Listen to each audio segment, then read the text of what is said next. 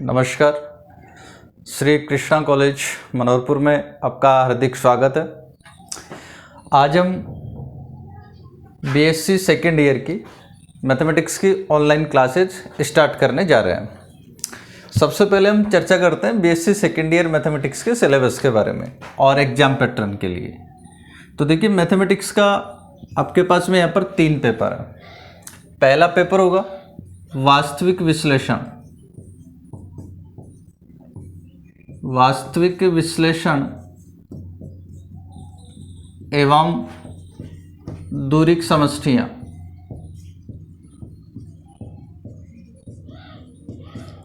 वास्तविक विश्लेषण एवं दूरिक समष्टियाँ, रियल एनालिसिस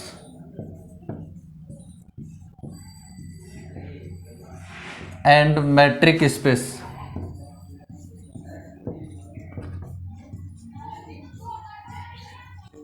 ठीक है। और दूसरा पेपर आपके पास में होगा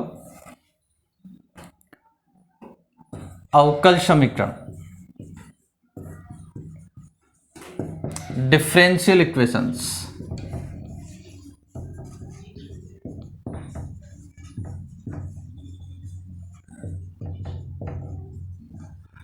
और तीसरा पेपर आपके पास में है संख्यात्मक विश्लेषण,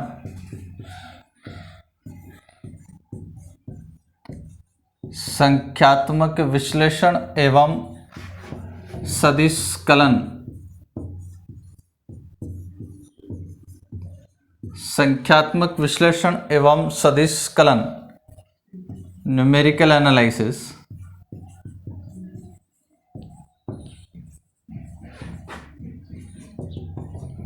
एंड वेक्टर कैलकुलस।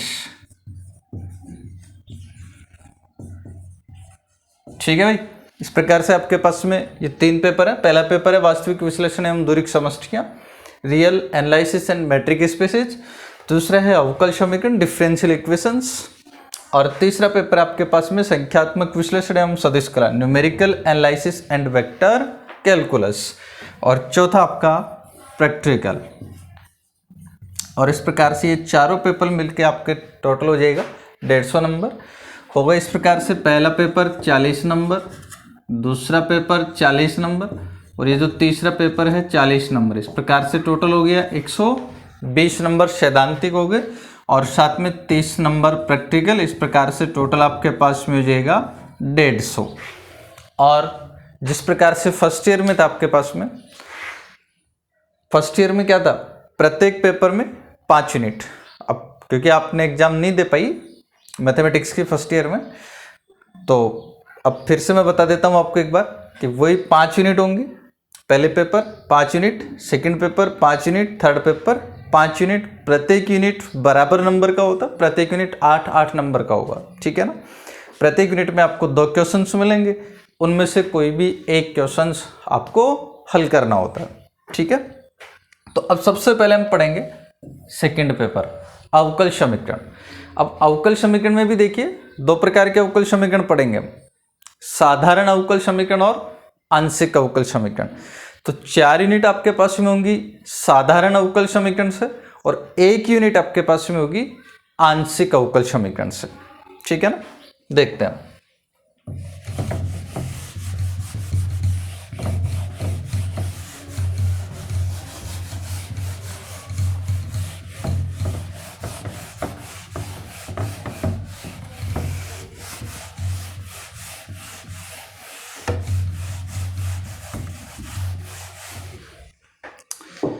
ठीक है भाई, तो फर्स्ट पेपर पढ़ रहे हैं अपन अवकल समीकरण।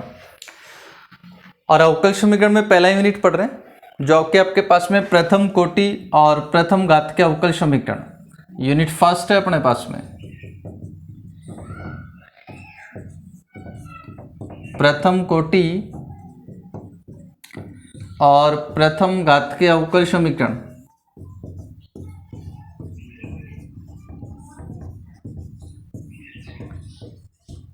प्रथम कोटि और प्रथम घात के अवकल समीकरण, डिफरेंशियल इक्वेशंस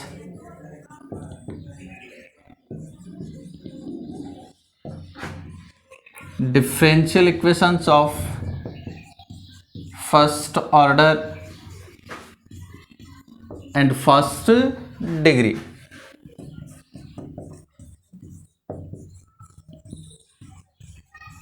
ठीक है भाई, तो ये अपना पहला यूनिट है, प्रथम कोटि और प्रथम घात के अवकल समीकरण, differential equations of first order and first degree. ठीक है, देखिए तो सबसे पहले प्रथम कोटि और प्रथम घात के अवकल समीकरण पढ़ने से पहले सबसे पहले हम देखेंगे कि अवकल समीकरण क्या चीज होता है। तो सबसे पहले हम लोग देख रहे हैं अवकल समीकरण, डिफरेंशियल इक्वेशंस।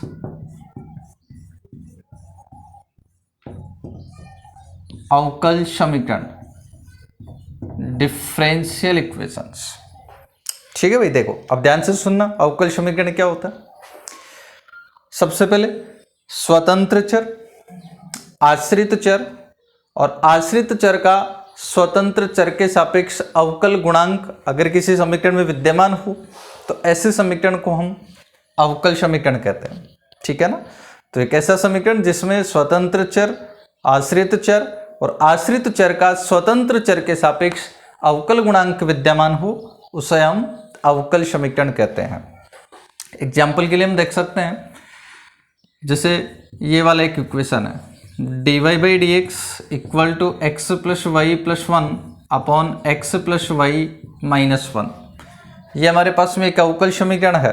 यहाँ x स्वतंत्र चर है, y आश्रित चर है और ये जो dy बाई डी एक्स है ये आपका y का x के सापेक्ष अवकल गुणांक है। तो चूंकि इस समीकरण के अंदर स्वतंत्र चर विद्यमान है, आश्रित चर विद्यमान है और आश्रित चर का स्वतंत्र चर के सापेक्ष अवकल गुणांक विद्यमान है, इसलिए हम इस समीकरण को अवकल समीकरण कहते हैं। ठीक है भाई।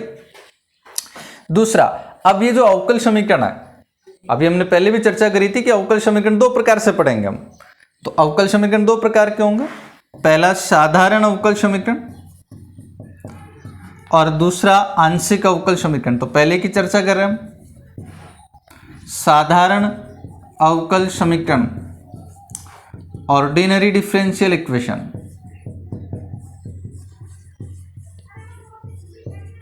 साधारण अवकल समीकरण, ऑर्डिनरी डिफरेंशियल इक्वेशंस। ठीक है भाई, ध्यान देना क्या होता है।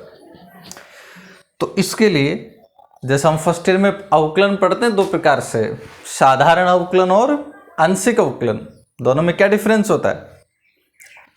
अगर कोई भी फंक्शन होता है उस फंक्शन में अगर स्वतंत्र चर केवल एक ही होता है तो हम उसको अवकलन कहते हैं या साधारण अवकलन कहते हैं। लेकिन अगर स्वतंत्र चर एक से अधिक हो तो वहां पर किसी अवकलन जो है दो प्रकार से किया जा सकता है, जिसमें से एक साधारण अवकलन होता है और एक आंशिक अवकलन होता है। देखिए किस प्रकार से, जैसे सपोज ये आपके पास में एक फंक्शन है y equal to f x, तो यहाँ पर केवल एक ही स्वतंत्र चर है x और एक है आश्रित चर, तो इसका अवकलन जो करते हैं उसको साधारण अवकलन कहते हैं हम लोग। लेकिन दूसरा फंक्शन अगर मैं लिख दूँ इस प्रकार से z equal to f x y, यहाँ दो स्वतंत्र चर हो गए, इसलिए इस z का जो x के सापेक्ष अवकलन करेंगे वो हम दो प्रकार से कर सकते हैं, एक जिसको हम आंशिक अवकलन कहते हैं और एक हम जिसको असाधारण अवकलन कहते हैं। तो देखो अब अगर कोई भी अवकल समीकरण हो तो कोई भी समीकरण हो तो यदि किसी समीकरण में एक से अधिक स्वतंत्र चर, एक आश्रित चर, एक से अधिक स्वतंत्र चर हो गए दो, यहाँ पर x और y, एक आश्रित चर और आश्रित चर का किसी भी स्वतंत्र चर के सापेक्ष आंशिक अवकल गुणांक विद्यमान हो तो ऐसे समीकरण को हम कहते हैं आंशिक अवकल समीकरण। जैसे मैं एक एग्जांपल लिखता हूँ, del z upon del x equal to x plus y minus 1 upon x plus Y.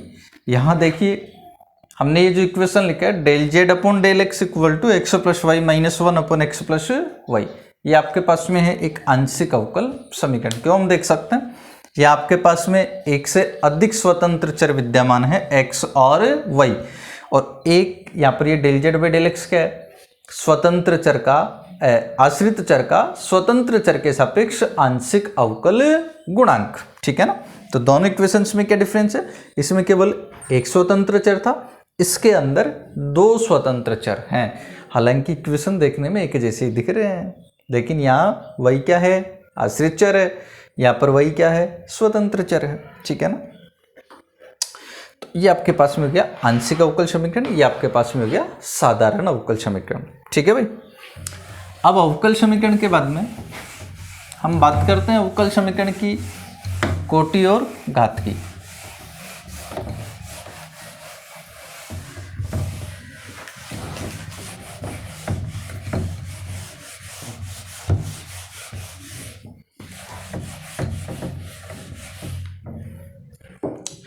अब हम बात करते हैं अवकल समीकरण की कोटि।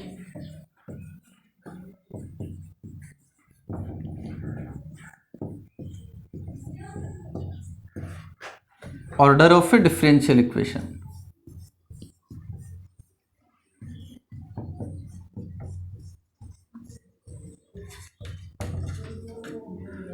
Order of A differential equation. ठीक है भाई। देखिए अवकल समीकरण की कोटि, order of A differential equation. देखो कोटि होती क्या है, सबसे पहले मैं इसकी डेफिनेशन बताता हूँ आपको। किसी भी अवकल समीकरण में उच्चतम कोटि के अवकलज की जो कोटि होती है उसी को हम अवकल समीकरण की कोटि कहते हैं। जैसे एग्जांपल देखते हैं। एक अवकल समीकरण लिखा मैंने d2y/dx² minus dy/dx plus y equal to 0। ये एक अवकल समीकरण। इस अवकल समीकरण में देखिए अधिकतम अवकलज कितने बार है, 2 बार। अधिकतम दो कोटि का अवकलज ही है ना, d2y/dx²। तो दो कोटि का अवकलज है, तो अवकलज यहाँ पर अधिकतम 2 बार हुआ, इसलिए अवकल समीकरण की कोटि कितनी कहेंगे, 2। इसी प्रकार से मैं और लिख दूँ। जैसे एक और एग्जाम्पल लिखता हूँ मैं, d3y/dx³ plus d2y/dx² plus dy/dx minus integration of y dx equal to 2। बताइए अवकल समीकरण की कोटि। ध्यान देना, हम बोल रहे हैं अवकल समीकरण, इसलिए ये समाकलन का जो चिन्ह दिख रहा है ना, यहाँ नहीं होना चाहिए। तो सबसे पहले आप इसकी कोटि डिफाइन करने के लिए इससे समाकलन को उठाओगे, और समाकलन को उठाने के लिए हम लोग क्या करेंगे, अवकलन करना पड़ेगा।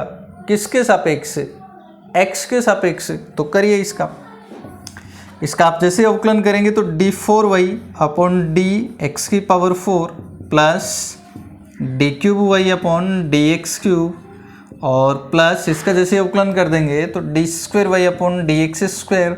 और बच्चे लोगों जरा ध्यान देना भाई, इसका आप जैसे ही x के सापेक्ष अवकलन करोगे, अवकलन समाकलन गए दोनों, बचा कौन, y इक्वल टू 2x। ठीक है। अब देखो यहाँ पर अधिकतम कोटि का अवकलज कितना बार है, अवकलज यहाँ पर 4 बार। इसका मतलब ये जो अवकल समीकरण है इसकी कोटि कितनी हो गई, 4। ठीक है। इस प्रकार से हम डिफाइन कर सकते हैं। अभी आगे और बहुत सारे एग्जाम्पल देखेंगे। इसके बाद में आता है अवकल समीकरण की घात। ठीक है, घात, डिग्री। देखो घात क्या होती है, अवकल समीकरण को अवकल गुणांकों के संदर्भ में, ध्यान से सुनना डेफिनेशन को, अवकल समीकरण को अवकल गुणांकों के संदर्भ में परिमेय तथा पूर्ण बीजीय, ध्यान से तो सुनना, 2 शब्द बोल रहा हूं, परिमेय तथा पूर्ण बीजीय बनाने के उपरांत, क्या बोला हमने, अवकल समीकरण को अवकल गुणांकों के संदर्भ में परिमेय तथा पूर्ण बीजीय बनाने के उपरांत उच्चतम कोटि के अवकलज की घात अवकल समीकरण की घात कहलाती है। एग्जाम्पल देखते हैं हम। मैं लिखता हूं एक equation, d2/dx² whole square plus dy/dx का whole cube plus y equal to 0। ये हमारे पास में एक इक्वेशन है। बताइए बच्चों एक बार तो इसकी कोटि कितनी है। हमने यहाँ पर अधिकतम अवकलज कितने बार किया? 2 बार। इसका मतलब कोटि कितनी है? 2। और बच्चों घात की अगर हम बात करें तो बताइए इसकी घात कितनी है? तो घात की बात करते हैं, देखें तो उच्चतम कोटि के अवकलज की बात करिए। यहाँ पर उच्चतम कोटि का अवकलज यही है ना, इसकी घात कितनी है भाई? यहाँ पर 2। इसका मतलब अवकल समीकरण की घात कितनी कहेंगे हम? 2। अब और कुछ एग्जाम्पल लिखता हूं मैं।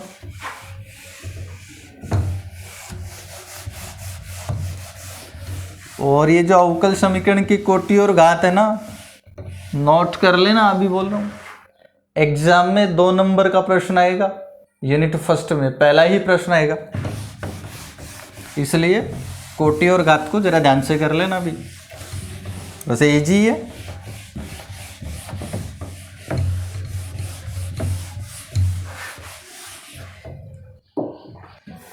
तो चलिए देखो कुछ एग्जाम्पल्स लिखता हूं मैं जिनके कोटि और घात हम बताएंगे।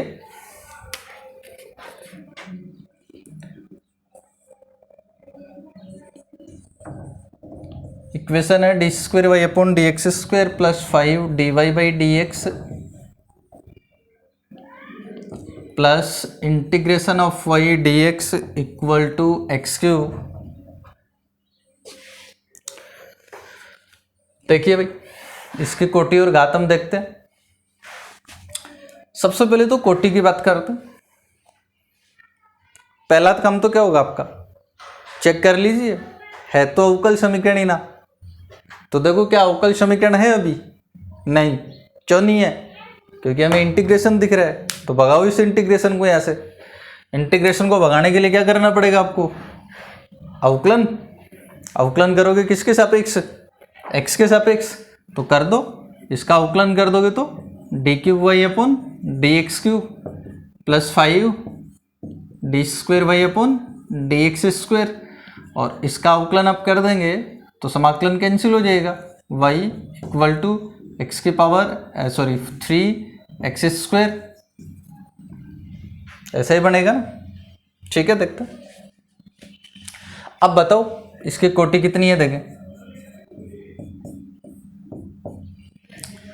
भाई कोटि अवकलज कितने बार हो गए यहाँ पर? अधिकतम 3 बार। तो कोटि कितनी हो गई? 3। अब बात करते हैं घात की। तो घात किसको कहा आपने? उच्चतम कोटि के अवकलज की घात। तो उच्चतम कोटि का अवकलज यही है ना भाई साहब। यहाँ इसकी घात देखो जरा कितनी है? 1।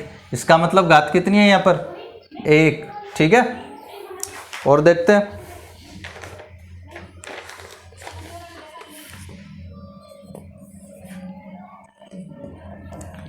d²y/dx² + 5 dy/dx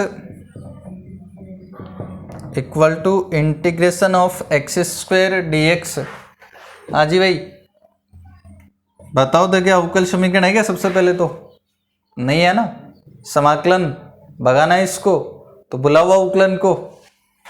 x के सापेक्ष कर दिया तो d3y/dx³ + 5 dy/dx का अवकलन करेंगे d²y/dx²।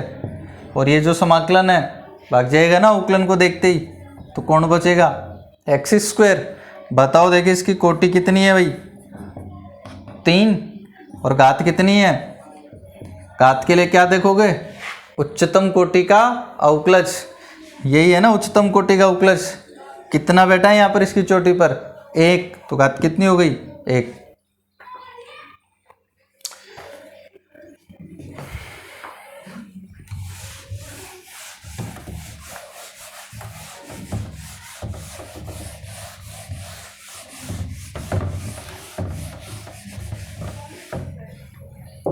नेक्स्ट देखते हैं। इक्वेशन है y² = x dy/dx + 3 dy/dx। ठीक है भाई, सबसे पहला काम है अवकल समीकरण को मानक रूप में लिखना।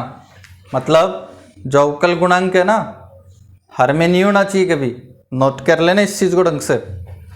तो सबसे पहले ये जो dy बाई डी एक्स इसको भगाना में यहाँ से, तो dy बाई डी एक्स से मल्टीप्लाई कर दो समीकरण के दोनों पक्षों को, मल्टीप्लाई कर देंगे तो y square dy by D x equal to x dy by D x का होल स्क्वायर प्लस 3।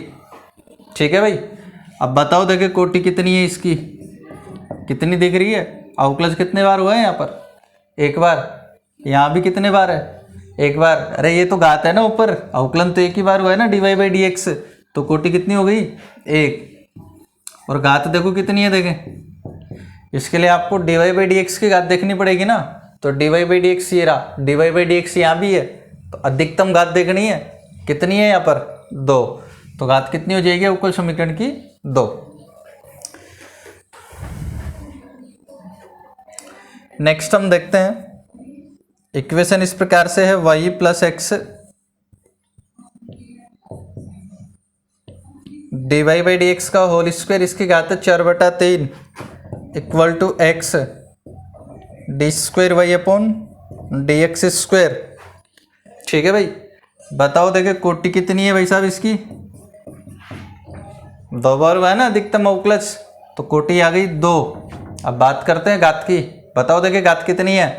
अब यहाँ ध्यान देना जरा, मत बता देना एक, इसको देख के बोल दो एक, नहीं क्यों नहीं है, देखो परिभाषा देखो घात की हमने क्या कहा था, अवकल गुणांकों के संदर्भ में परिमेय तथा पूर्ण बीजीय बनाने के उपरांत, तो इसको अवकल गुणांकों के संदर्भ में इस अवकल समीकरण को आपको क्या बनाना है, परिमेय और पूर्ण बीजीय।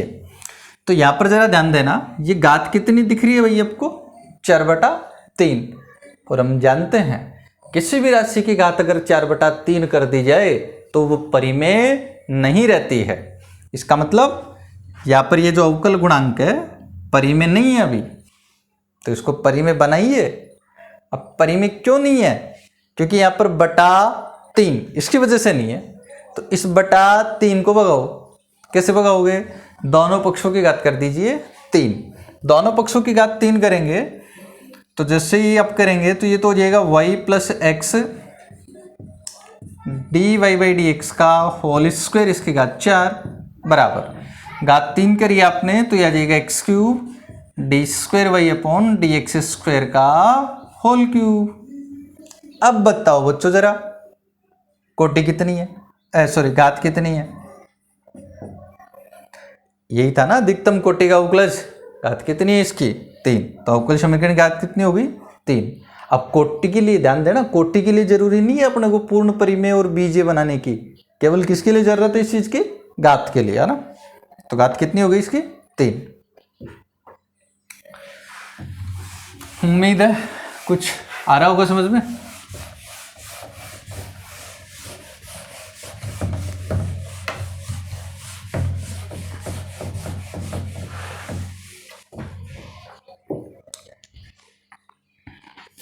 चलो एक और एग्जांपल बताता हूं मैं आपको।